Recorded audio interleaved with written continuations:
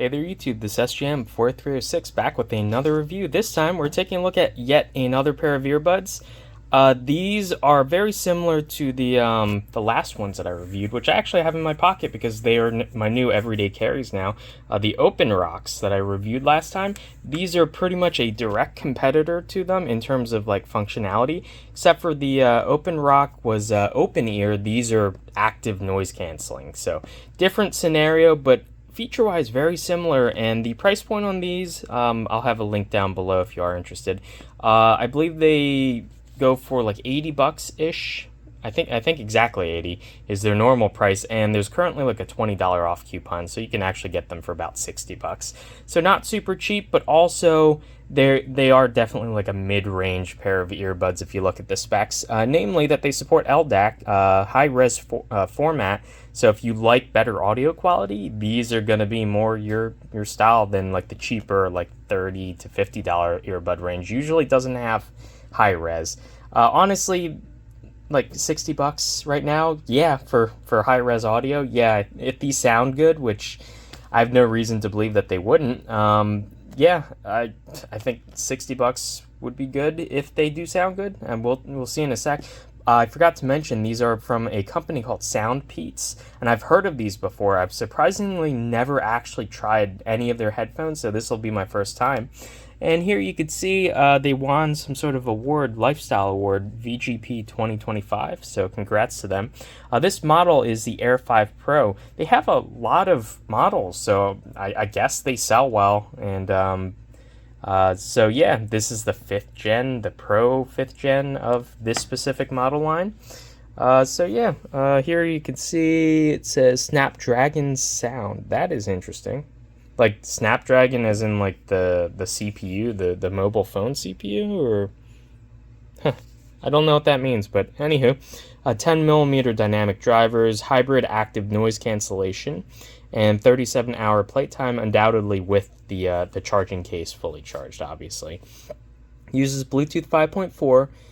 It says 20 to 40 kilohertz. That's interesting. So it goes twice as high as, you know, the average human hearing frequency. That's interesting. I'm getting a bit old, not like super old or anything, but yeah, definitely my higher frequency range is starting to trail off a bit. So I don't know if I'll be able to test 40 kilohertz, but I'll definitely be able to say if it sounds good to me or not. Playtime, 7.5 hours per single charge of the earbuds, so that's actually not bad. Yeah, anything over like 4 to 5 hours is like more than enough, because I usually don't wear earbuds for more than about 4 to 5 hours in a single sitting. Battery capacity 35 milliamp hours, and the case is 520, which is a decently sized battery for the case. And yeah, their motto is "Hear the difference," and I will be hearing the difference. It says it charges 2 to 5 watts. Does not include a power brick. I guess that's what that X through that power brick picture means. And yeah, nice packaging. And we'll just kind of shake this open. I might have to employ a second hand, but let's see. There we go.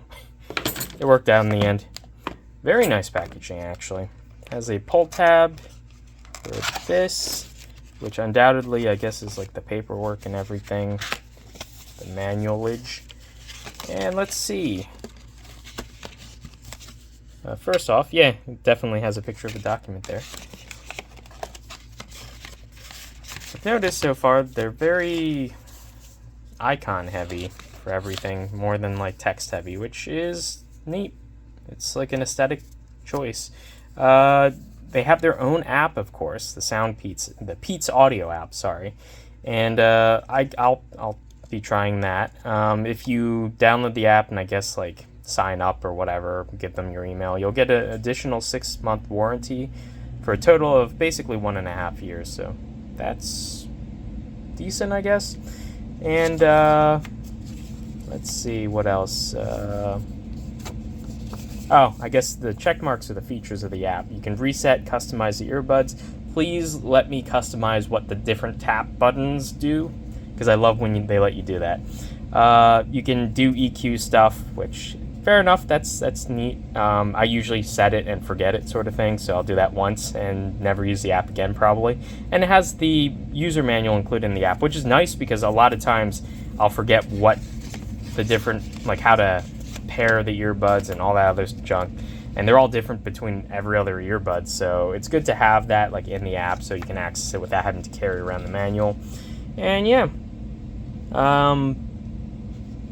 how to pair it, how to use it, etc., etc. I mean, it looks like there's multiple languages all along here. It looks like there's a lot of text, but only each of the paragraphs is actually English. So there's that.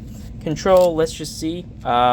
Single touch volume, yes, that is very good. Left or right, double tap, play pause, yeah, that works for me. If you hold it for 1.5 seconds, you can change the like the active noise canceling mode or whatever. 1.5 second hold. If you're receiving a phone call, you can hang up or answer, whatever, I guess. Or I guess just double tapping it will answer it, and then holding it for 1.5 seconds cancel or hangs up. And track skip. Wait, you only get forward. That's interesting.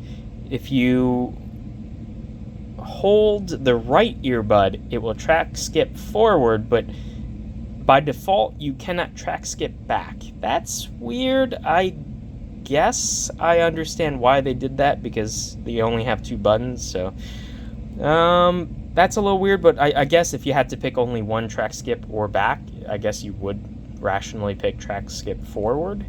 And if you triple tap, you can access your voice assistant. I'm never going to use that. I hope I can like remove that feature and set that to like track skip back. Let's see. It uses a single LED and it flashes the light red, green, or yellow, I guess that is, for the battery life. So fair enough. And that's about it for this user manual. I mean, it's nicely laid out. A lot of text, but not all of it is relevant in English. And what is this? Is this a sticker sheet? I think it is. Yeah, they give you a cute little sticker sheet. Oh, that's adorable. A little panda's doing things. There's Bear Grylls Panda. This is going to be me Panda in like a couple months. I'm going to fly to Korea. That's going to be rough, like 14-hour flight. Jogging Panda. Panda having a bad time, it looks like. Panda on bike in the fall. Panda Picnic Panda. You got Tony Hawk Panda, Shaun White Panda, and BMX Panda. So yeah, that's really cute. I appreciate that. I will stick them on something that I own. So we have our obligatory protective film that like all these earbuds come with. I just stuck it down to itself. Great. Yeah, it's just a piece of plastic to hold it. Wow. Okay, I was gonna say, yeah, $80 pair of earbuds. These feel phenomenal. Mostly the hinge. It's plastic, but it looks metal. And yeah, it's definitely plastic. It flexes slightly when you squish it, but it's pretty thin plastic. Not super thin, but yeah, thin enough to flex when you press it. But yeah, this feels solid. It feels like really good in the hand, and it's a really good size too. We're going to do the pocket test in a second, but it is relatively thin but squat and kind of fat, like wide. I think that's the better way to do these kind of cases. Let's do the coin pocket test. It fits in the coin pocket in my jeans, so I'm happy with that because I like putting these earbuds in the coin pocket. I'm not going to use them for coins, obviously, so I might as well use them for earbuds. It keeps them separate from like my phone or my wallet and my keys, so they don't get scratched. So that's good. It has nice like silver, yeah, I think that is silver trim on the USB-C port, and for some reason it is blue. I guess cool. You can see it easier. There is a single button here, undoubtedly to wake it up. And it is charged, it looks like. It lit up green. Yeah, and it lights up for about like a second or two. And yeah, I actually really like the design. it has like a slope on here, but they accentuate the separation between the top, the lid, and the body with kind of this gray piece that goes like into the hinge. That's actually a really nice design. I like that. A one-handed opening is actually pretty easy. This is gonna be fidget toy for me. Has really nice magnetic action, and it also clicks open too. It doesn't flop around, so that's actually really nice design. I like that. And the buds themselves have protective little film there, obviously, to keep them from charging while they're being shipped. But hear the difference. Their slogan is also like lasered onto the little part of the opening flap here. That's interesting, and it's glossy there. It's forgot to mention, it's matte everywhere on the outside, so that is fantastic. I like matte things. They tend to show wear much slower than if it were glossy, and yeah, it's just easier to like wipe off if you get like dust or like sweat or whatever on it. There is like laser etched text on the lid. It's just like manufacturing information and whatnot, and don't throw them out, etc. And I see CE and FCC conformal markings and whatnot. Anywho, that's not what we're here for. We are here for the buds, and yeah, these are very much styled after, I mean, all these buds kind of look very similar to like the AirPod Pro sort of style, where it's a stem, it's a head part, it's a little silicone bit that goes into your ear. So here they have some sort of like mesh in the plastic. It's has little perforations in the end there, I guess, to keep your ear junk out. The silicone pad, undoubtedly, I'm going to lift this up in a sec. I bet you there's a bunch of other size pads in there. But yeah, there's like a little mesh. Oh, sorry about that. There's a little mesh part here. I'm guessing that's for a microphone, or maybe this is the mic. And maybe one of them's probably like a mic, and one's for like venting for like acoustic stuff. We have undoubtedly on the end, there's going to be another mic hole. We have two charging contacts. That's an interesting arrangement for them. So the charging contacts are like way down in there. So yeah, you're not going to get your fingers there and get that all dirty. So that's a good design. And yeah, it's mostly glossy, which time will tell if that is going to be a problem if you get your ear fluids on there.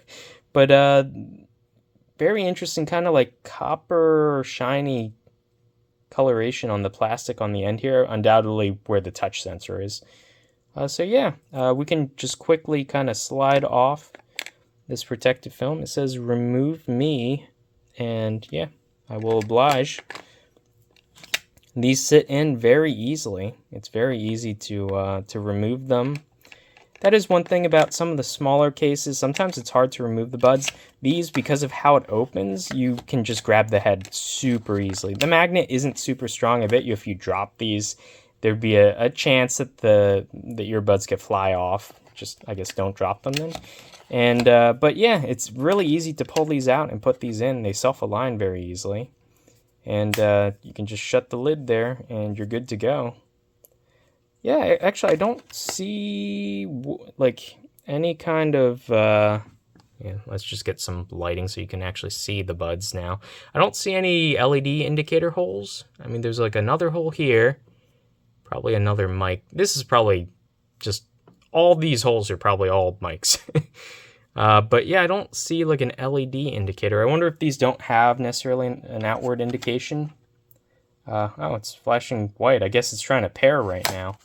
But yeah, I don't see any indicator. I guess you'll know that they're on by the fact that they're emitting audio inside your ears. And let's just lift this up. There we go. So, molded plastic insert, and probably, yep, we got two things left. They're hidden away in the corners here. One is the obligatory shorty USB-C cable, and this, the cable itself is, It does come with like a little silicone thing to wrap them up, so I guess that's nicer than nothing. This is one of these like 6-inch cables, so it's a short one. If you don't have a cable, I guess it's better than nothing. I don't really care about these. I have so many USB cables. I mean, just my suggestion is if your earbud is, just in general with these earbuds, don't bother including the cables. Just save the money on this and spend it on making these a little bit nicer. I guess I appreciate that there is a cable at all for the people who don't have cables, but it's not really necessary, I don't think. And 4 ear marshmallows in this little bag, undoubtedly different sizes for your ear. I'm going to actually give these a test. I'm going to use these for about a week or two. I'm going to take them to work. They are going to temporarily replace my my Open Rock earbuds. I'm going to use these, test out the noise cancel. I'm really interested to see how good that is and if there is like a passive mode so I can listen to the outside while still hearing my music. So I'm going to test all that out and get back to you guys, and hopefully these sound really good, because for about the $60 to $80 mark, my expectations are a little higher than normal. So we'll see. I'll let you guys know, and I'll see you in a sec. Okay, so I've been using these guys for about 2.5, maybe 3 weeks, and they're already one of my favorite pair of earbuds. It's a long list of earbuds I've tested, and I have a couple of favorites I like using for different scenarios. My current everyday is these Open Rocks. These are open ears. However, open ears are horrible if there's any kind of ambient noise. I work in, half my job is in an office area where it's like pretty quiet, and then the other half is on a manufacturing floor, and there's quite a bit of noise there. I can't use these open ears there unless if like no machinery is really running. But a lot of times for safety reasons, I might have to use those. But when there's times when it's just noisy, maybe the AC unit or the air compressor is running, but there's no tools on or anything, or I'm just sitting at my bench, then I can wear these noise isolating headphones. And overall, isolating, whether active or passive isolating headphones, just sound better and have a better user experience than open ears. So I still reach for these, even though I do use quite often my my open ears. And so yeah, my favorite things about this pair of headphones, the case is actually quite small and like sturdy. It feels really good in the hand. I believe these aren't super cheap, but they are very well built for what they are. And I think they did put a lot of thought into the design of these. The way that the lid slopes is so that you have an easier time. There's more room to pull out the earbuds. That's really cool. These battery life wise work really well. I've ran these for probably like 20 some hours and before getting like the low battery warning and having to charge these. And I actually did listen like with ANC on the entire time. So that's pretty much as power hungry as you can get with these guys to drain the battery down the quickest. Speaking of the ANC, these are actually really good. I would say these probably aren't the best pair of headphones / earbuds I've tried with ANC, but they're definitely within the top like 5, I would say. Yeah, so any kind of low frequency sounds, it completely eliminates pretty much. Only really higher frequency whiny sounds still make it through, and even that is like significantly muffled. You can hear if someone's trying to talk to you, but it's kind of hard to make out what exactly they're saying. But yeah, I'm actually going to definitely take these. I'm going on a trip to Korea in like a month or two, and I think these will do a great job on the plane. And even without ANC enabled, just passive noise isolation is quite good. Using the stock ear tips, they do seal really well against my ears. These are very comfortable to wear. I've worn these for like 6 hours plus, and I haven't had like ear fatigue or anything. Really, the only thing you have to contend with is every once in a while your ears do get kind of muggy inside your ear channel from being sealed up with these. So I would have to take them out to just air out the inside of my ear canal. But in terms of comfort, these are definitely up there. And so, yeah, other than that, we have connection. Never had a problem with once you're connected to the earbuds. There's a small caveat with that. So once you're connected to the earbuds, I haven't had any dropouts. I've been able to walk around with these even walk around into one of the bathrooms at my work, it's like, it must be like lead lined or something. Pretty much 90% of the earbuds that I use will instantly cut out as soon as I shut the door to that bathroom if my phone or laptop is in the office area. And that's like a good 20-ish feet away. And so just obviously whatever the door and the brick and whatever is made out of clearly blocks out like a lot of radio waves.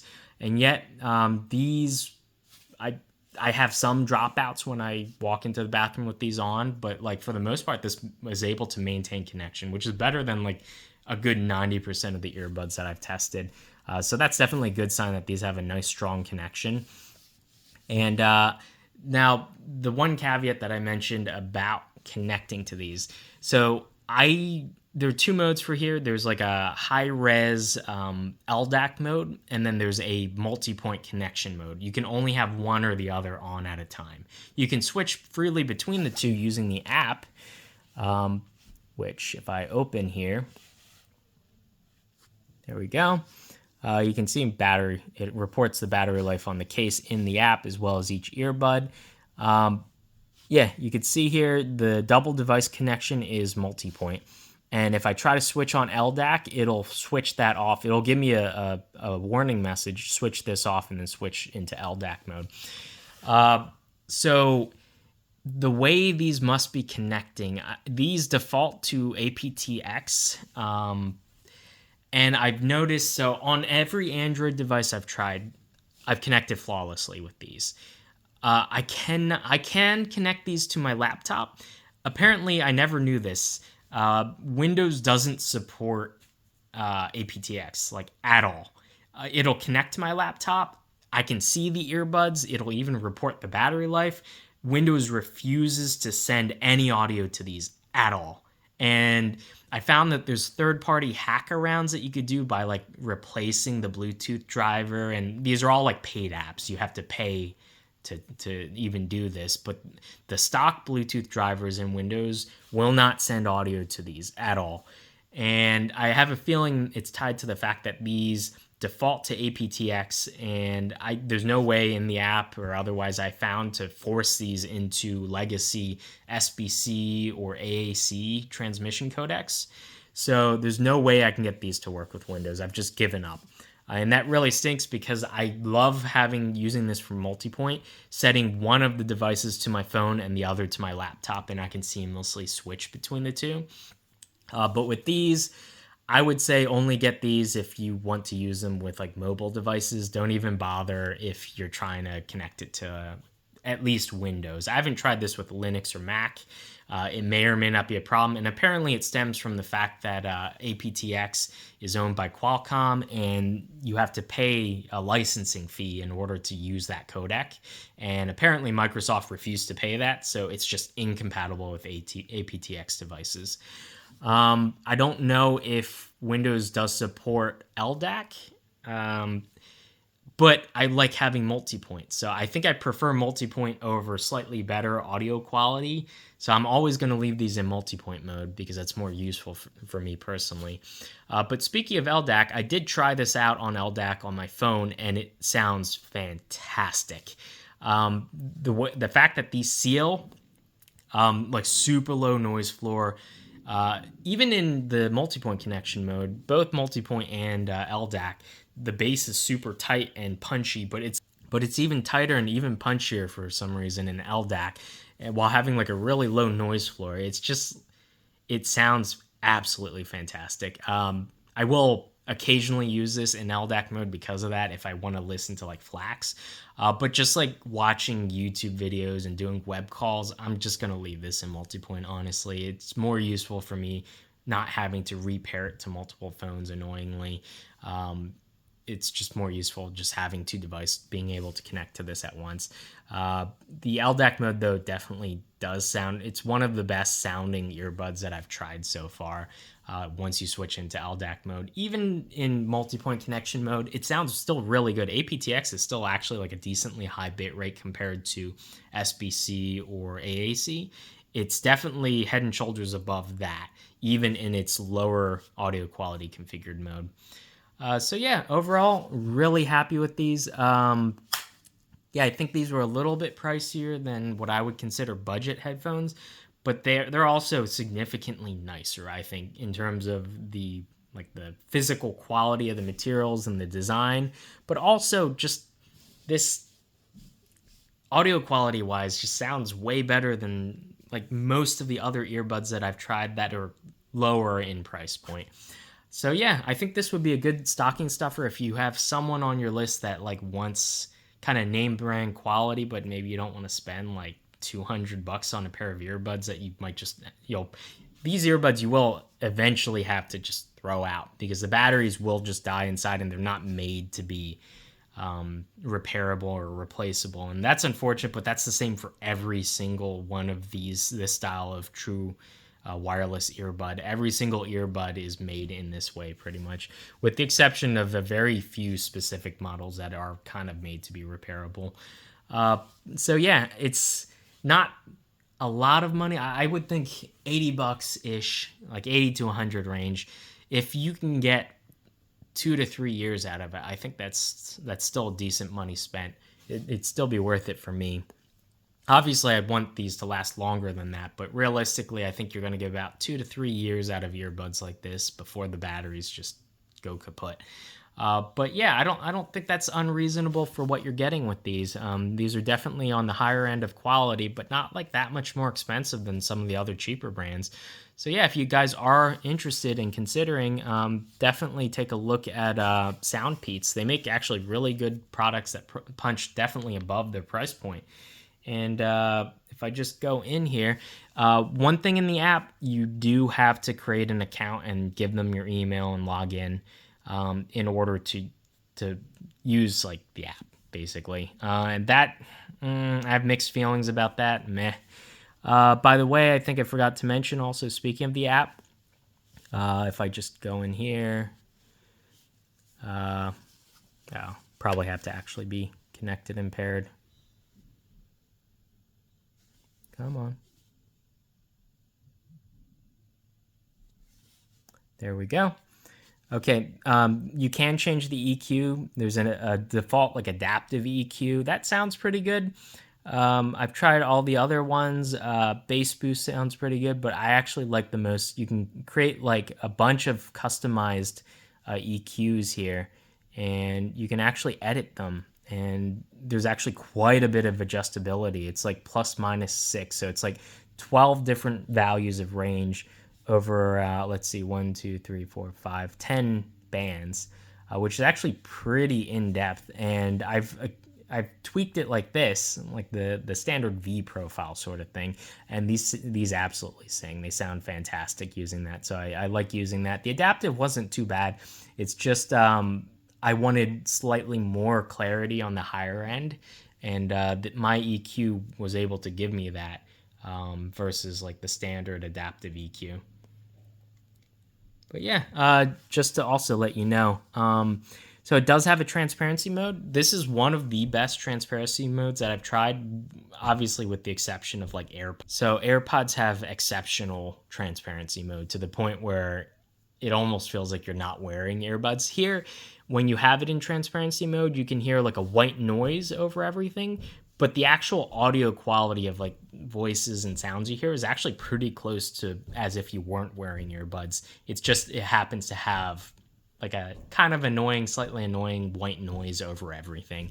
So it's pretty good. It's definitely better than most other transparency modes that I've tried, with the exception of AirPods.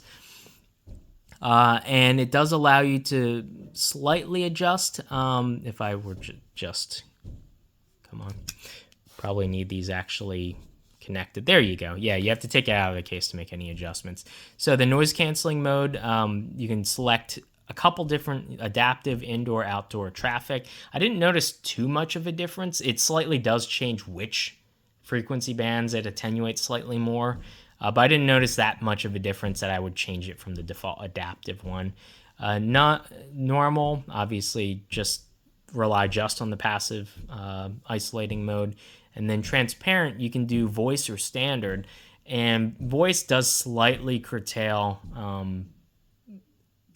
So voice enhancement slightly does make it easier to hear if someone's talking to you. I guess it adjusts kind of around the 2 kilohertz frequency band. But there wasn't that massive of a difference between voice and standard. I just leave it on standard. But they do allow you to tweak a little bit of this kind of stuff. I usually just leave it on noise canceling though, because if I'm going to be wearing this kind of earbud, it's because I don't want to hear the outside world.